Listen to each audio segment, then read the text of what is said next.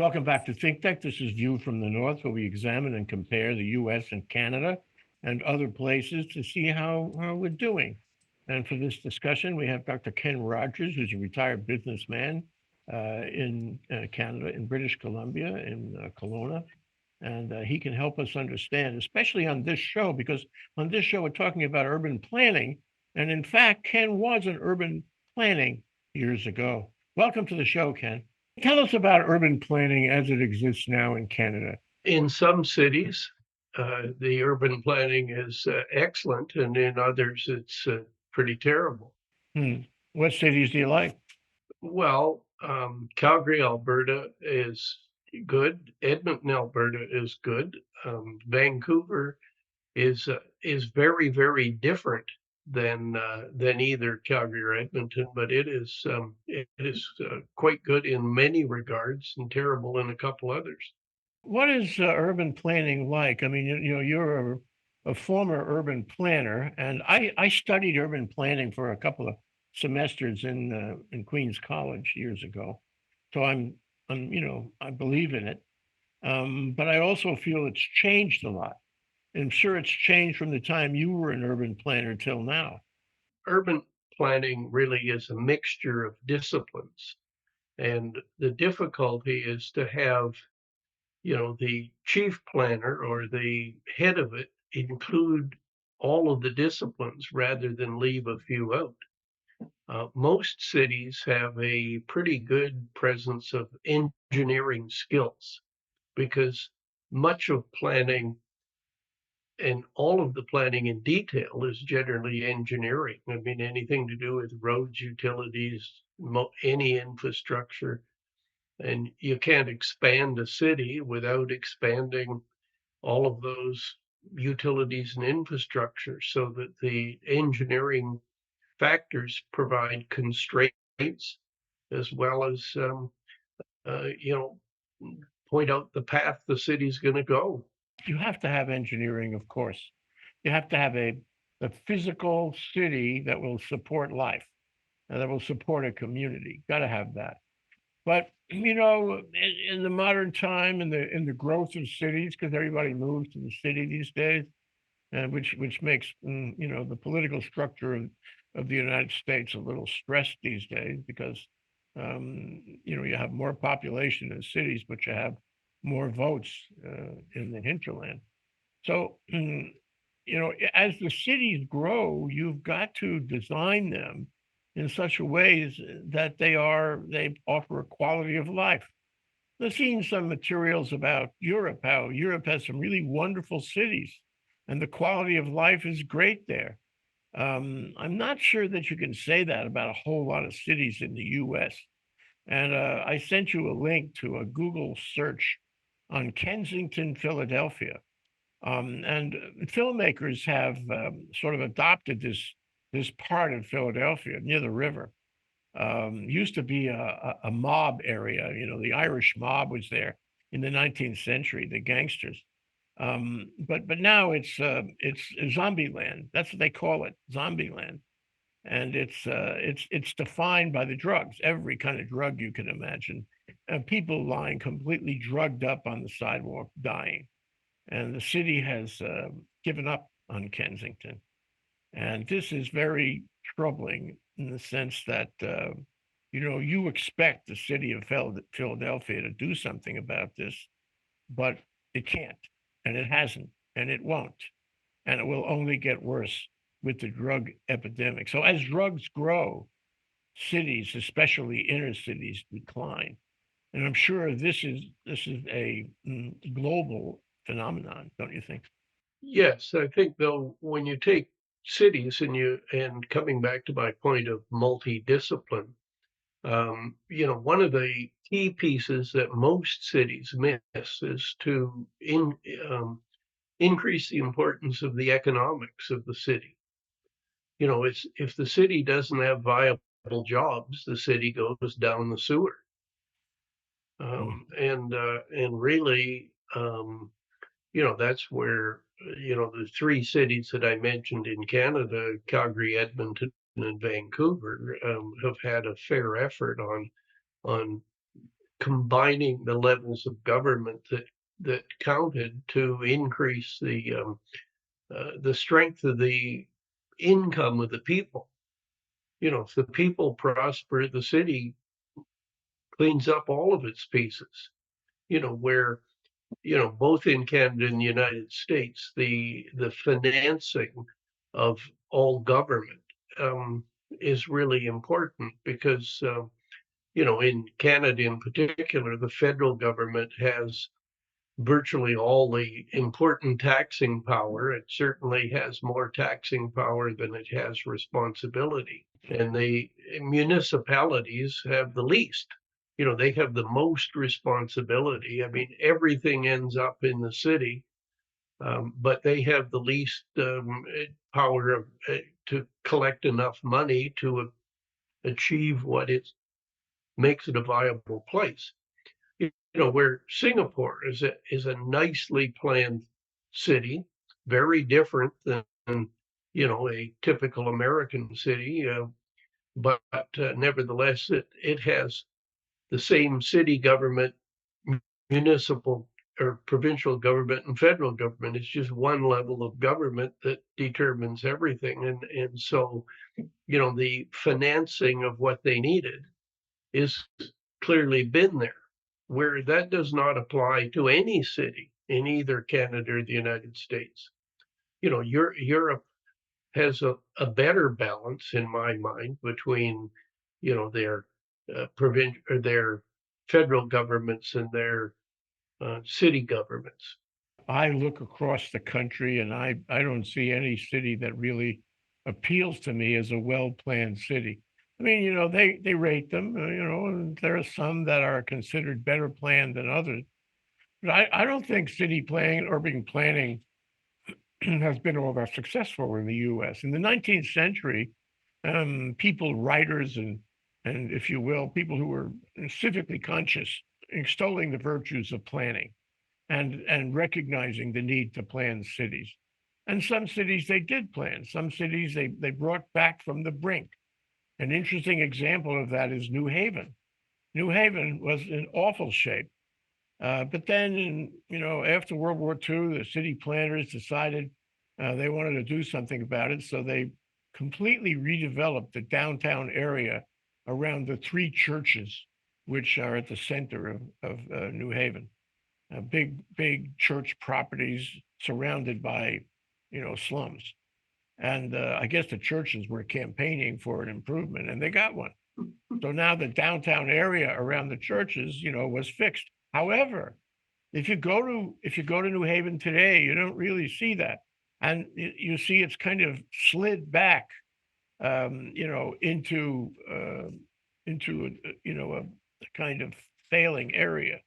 And what do you do about that? Because it's sort of like infrastructure in general. You can fix it, but you have to keep on fixing it. You can bring it up to current city development standards, urban planning standards, but then the world changes, the city changes, the people change, and then you have to go and do it again. And I don't think that city governments, at least in this country, recognize the need to do it again, to keep on working at it. What do you think? Yale University adds a cornerstone, but there is nothing else. Like, what else do you do for a job? I mean, if there's, as far as I can recall, and I haven't been to New Haven for the last, quite a few years, but there was nothing going on except Yale University, and as far as I could tell from the news, that's still it.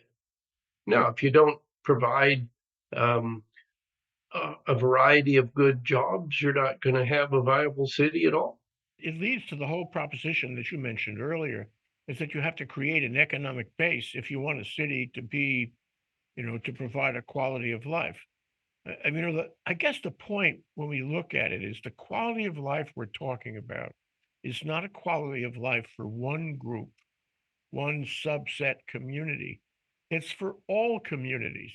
Everybody has to have a quality of life. And the city must pay attention to that economically, socially, in terms of the infrastructure, the zoning.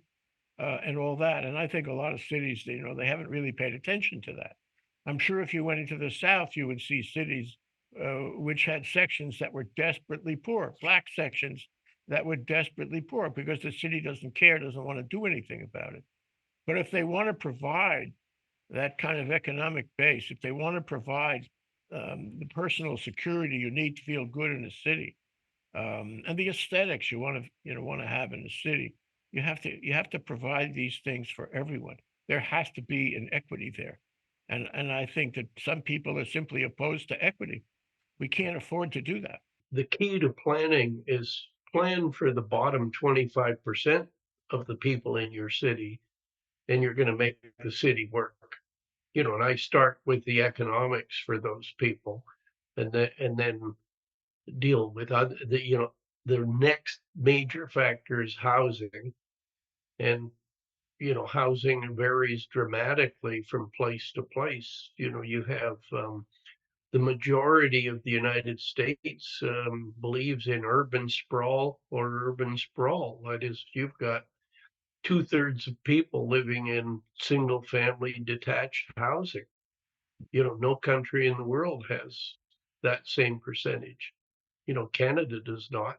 We're about Canada and Australia are next in line, but we're a fair distance behind the United States in terms of, if you call that being behind, and really, if you're talking about any future urban planning in the United States, you have to take the reality that the citizenry that have any money want to live in a single family home, and they don't care much about those that can't afford it. And that's why the centers of most of the cities are sitting with drug, alcohol, and mental illness problems. So, one question that comes up when you look at this on Google is what is the ideal shape? I find this an interesting question of a given city. And when we were talking about what we're going to discuss on the show, I mentioned I thought that, Calgary is an example of a round city. I don't know about Edmonton, but I would guess it's also a round city. And I am familiar with another Commonwealth city that's round, namely Adelaide. Adelaide, Adelaide, Australia is round, and it has concentric circles of residence and business and industrial, and so that it's sort of zoned by concentric circle, and that seems to work well. Do you agree? no, not really. I mean, it was Calgary where I was senior planner, and the reason that Calgary is reasonably circular is there are no physical impediments that prevent the growth going in any particular direction. You have, um, and Calgary isn't really in concentric circles that are uniform. One quadrant of the city includes virtually all of its industrial. And it happens to be the downwind corner. The wind blows that direction, and so all of the industrial is in Calgary. It's the southeast corner of the city. You have some employment, you know, other than in the downtown, in let's call it other quadrants where there's a major university, but or you'd have research that goes with the university. But generally, you're sitting with uh, the closest to the center of the city is the oldest, and the step you go out is the next oldest, and then you move out. It's a little newer, and then as far as away from the center of the city is the newest part. And they make some pretty large or bad mistakes.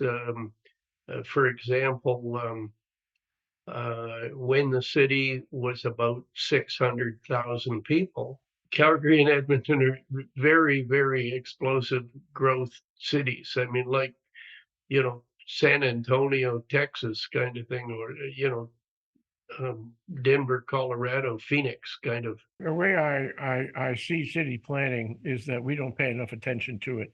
I looked up the number of city planners, of urban planners, I guess people who had jobs like you did, or, who helped you when you were urban planner, the senior urban planner.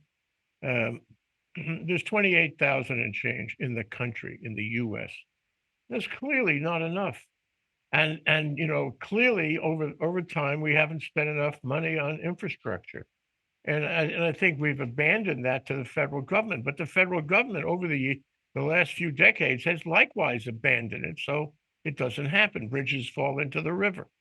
And if the bridge falls into the river and the plumbing is rusting, and the utilities are above grade instead of below grade, and that was an issue. It is an issue in Maui, the Maui fire. Um, then you have cities that get old fast and they don't keep up. They don't keep up with the technology or the social mesh of who's there.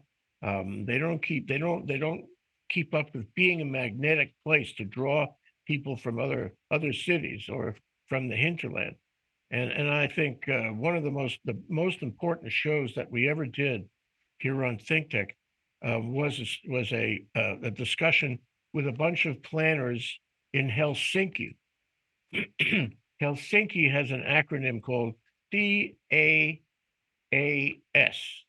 stands for Cities as a Service. They're very advanced in Finland, they have good social motivation and direction, and their city government believes that cities are there to serve you in every way they can. So they build and rebuild and they make it look better and more excellent all the time. And that's what you get. You get a city that you love. That's Helsinki. We don't do that in this country. I'm not sure what happens in Canada, but I like Canada a lot. I like the cities I've seen in Canada. But likewise, I wonder whether it's in our, what do you want to call it, our public policy DNA, to really pay attention to the most important grouping that we have in our society. I agree with you in that regard. I think though when you compare Helsinki with an American city like Denver, you miss, one of the key factors is the dominant thing that's happening in Denver and in many American and Canadian cities is phenomenal growth. Where in Helsinki, you don't have growth. They're focusing, they have a teeny bit of growth. Let me add something. It goes to the magnetism I mentioned. One of the elements of cities as a service is to attract new residents from all over the world and especially continental Europe. They are determined to beef up their population. And that's, as you suggested, that's an indicator of how well they're doing. Maybe not. I mean, if you think of why is, Japan, economically, not moving forward as fast as its technology and brain power would merit, and it's really they have had an aversion to any type of immigration, and they just don't have population growth. They have a declining population. And much of Europe has that same thing, but the dominant political thing in Europe is dealing with it's like the U.S. Mexico border in Texas and Arizona. It's immigration is the biggest political factor in most every country in Europe. So I keep coming back. I keep dwelling on the extraordinary phenomena in Paris, in France, where you have perhaps one of the most beautiful, aesthetic, culturally robust cities in the world. So attractive to anyone who wants to travel, wants to see France, wants to enjoy that culture, that art, and so forth. But a mile or two away from all the museums and the beautiful restaurants and our neighborhoods that are populated by migrants. Okay, and the French have really not welcomed the migrants, and the migrants live in a completely different world, and it's not pretty. There's a lot of violence. There's a lot of hatred, racism, and so forth in these neighborhoods. They're project neighborhoods like the old Chicago, and nobody is happy. I mean, can you therefore blame, the average Frenchman for being against allowing it anymore? Like migration of people who want to come to a place and bring the habits of the place they left. They don't wish to assimilate. Like when you think of Canada, Australia, the United States, as we've had years and years of waves and waves of immigration. Well, when the Italians came, they first lived in Little Italy districts, and the second generation, they were almost fully assimilated. Where now you take, particularly blacks that come to Canada from the Caribbean, such as in Montreal, they've got a fairly good load of Haitians. And, Haiti not being any worse than many other places, except recently, um, as a source of reasonable people. But, they just wanted to sort of stick to themselves, and then they want to repeat the culture and everything they had in Haiti rather than in any way to assimilate. If you want to retain all that, center of the city value for, say, Paris and various other cities, and also as a matter of national policy, public policy, you have taken. It's not a futuristic question. It's a now question. You have taken a lot of migrants, and they are there. They live with you. They live with you in the city. And if you don't do planning, urban planning, smart urban planning, to somehow include them, to make that neighborhood passable, acceptable, to provide a quality of life who the people in there, you are going to have this kind of red line division, between, the sweet spot of Paris and the violence and poverty and starvation and housing danger that exists in these neighborhoods just outside. And you wouldn't go there, Ken. It's really dangerous. I wouldn't go there, and you have to, if you're a tourist, you say, I think I'll stay really close to the Tuileries. I think I'll hang around the Tour Eiffel and the fancy restaurants and the Louvre, but I am not going to take a cab ride for 10 minutes and check out one of these neighborhoods. And that's a failure of the city. It's a failure of the planners, don't you think? The planners don't get to decide where people live. You know, one of example where multiracial integration has worked fairly well so far, where I live, is a very lush valley in terms of what you can grow compared to anywhere else in Canada. We can grow, you know, um, all kinds of fruit and wine. And so we have attracted, as part of the immigration to Canada from India and Pakistan, we have created, a huge number of agriculturally oriented uh, people from India and Pakistan, particularly from the Punjab.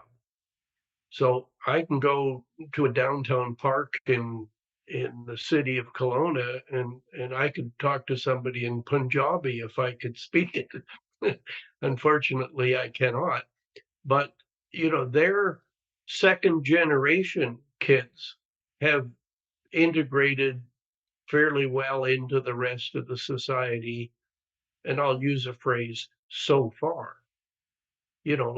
Like in Paris, you're sitting with, fourth or fifth generation people from Africa, ruining those suburbs.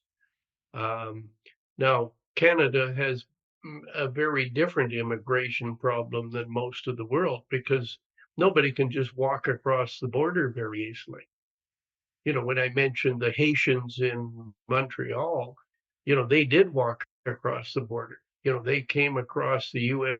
southern border, they made it to New York State, and they walked across the border into Canada because that's where they wanted to go, because they could speak French, and they speak French in Quebec.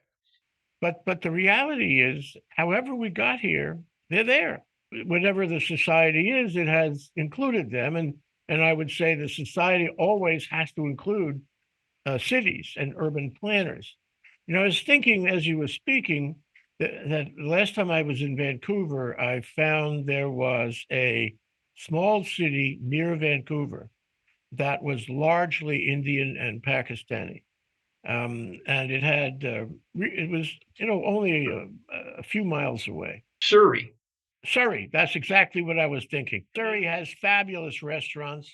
It is safe, it is active. You can tell it is economically robust. Whatever the planners have done for Vancouver-Surrey, they've done a good job. They've made a good life for people from those countries to have a good time, and also for people from downtown Vancouver to go there and feel comfortable in that particular suburb. Why can't we do that elsewhere? Why don't we include that kind of planning in other cities where you let the people exchange their cultural benefits? I've said I thought Vancouver is one of the cities with good planning, but the planning had nothing whatsoever to do with the fact that um, who lives in Surrey. For example, the most different of all the suburbs or parts of metropolitan Vancouver is an area near the major airport called Richmond, and Richmond is has a much higher percentage of the population is Chinese than anybody else. I mean, it's almost exclusively Chinese. You go in downtown Richmond or in the commercial parts of Richmond, like a shop, go to a supermarket, and all the signs are in Chinese. That is a very well integrated suburb, or let's call it, it's really probably, 400,000 or 500,000 people, most of which are Chinese. And Surrey is about the same population, but it's larger and there's more land. Um, and it just happens to be if you um, are a Muslim and you come to Canada, you're most likely to move to either Toronto or Vancouver, and if you're going to go to Vancouver, you're going to move to the portion of the city called Surrey, because that's where everybody else is. Well, when we connect this question of race and migrants up with the notion of urban planning, I think the challenge is not so much to allow a Surrey or a Richmond or to pay attention to it. The challenge is to deal with those suburbs in Paris and to deal with Kensington, with the drugs in Philadelphia. Those are the challenges. And if somebody asked me today to be a city planner, I would say, well, I want to pick my city. Some cities the job is easier, and some it's really hard. But the art form of city planning, of urban planning, has to keep up with this, because what happens in Kensington affects all of Philadelphia, even the good neighborhoods that are at the periphery. And what happens in any city which has a rundown neighborhood, that rundown neighborhood, dangerous and destructive neighborhood where people are really very unhappy, that affects the whole city. And so it drives people out of the whole city. I mean, if you want to maintain the integrity of a city, you need planners.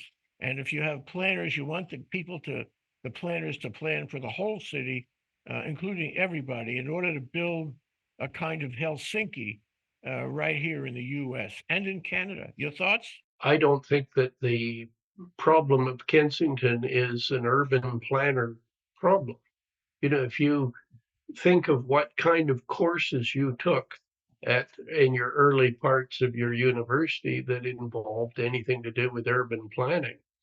Had nothing to do with alcohol treatment, drug treatment, and mental illness, nor to do with the sociological problems of how do you take somebody that's been on drugs or unemployed for a while and integrate them into a workforce. Like if you can't get those people into jobs and normal life, you know, you can't solve that problem. And that's not a planning problem. That's the point I have with planning is you got to start at the federal level. And I'll use an analogy is one of the really neat things about the United States was when Eisenhower came in and created the interstate highway system. The United States is blessed with good major roads to go through any city. Nobody else in the world has that. No, it was a federal government shoved it through. Well, so what's the planning? Oh, you better go to the federal government in the United States and say the problem in Kensington is partly their fault. They had the highway going through, but they didn't solve health, drugs. I mean, the drug problem in the United States, that's not a city problem per se. It's a federal problem. Well, isn't it a collaboration? It's both. Work together, talk to each other, bring their skills and social appreciations to the same table, and we haven't done that. I think the cities are closer to the problem, and they have probably done, what do I say, more than their fair share, and the federal government, at least in recent decades, has done less than its fair share. But a really important initiative here, Ken, and we should recommend it right now to Congress, right now, right here, that they have to collaborate more with the cities and put more money into creative city planning and into developing careers for planners just like you.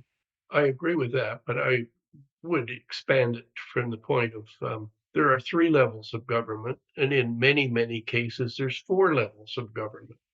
In Canada, for example, you got the federal government, the provincial government, such as British Columbia, and then you have in the case of Vancouver, you've got the teeny weeny center of this huge metro, which has a city government, but you've got 10 other city governments that make up metropolitan Vancouver. Like you mentioned Surrey and I mentioned Richmond. Well, they have probably not much different than the population of what's really, really the city of Vancouver. But the city of Vancouver, the core, has the biggest problems. Your point, though, of the coordination of the government and the responsibility to look after the citizens is the majority of the citizen needs and problems are at the local level. And the federal government just doesn't seem to care about that in the same way they should. It's like the federal government should have a cabinet minister called the city planner. Another one should be city infrastructure, or Absolutely. city engineering. Like if you get the idea that I'm slanting at is that you're never going to solve the quality of life in the cities to make them like Singapore or some of the European cities that have had no growth for so long that they've gradually been able to get the quality of life improved in those cities. That takes us to a political discussion, which we don't have time for, but we really have to attend to making government work better. Maybe we can, return to this at a later show. We've only scratched the surface. Next time soon. Aloha.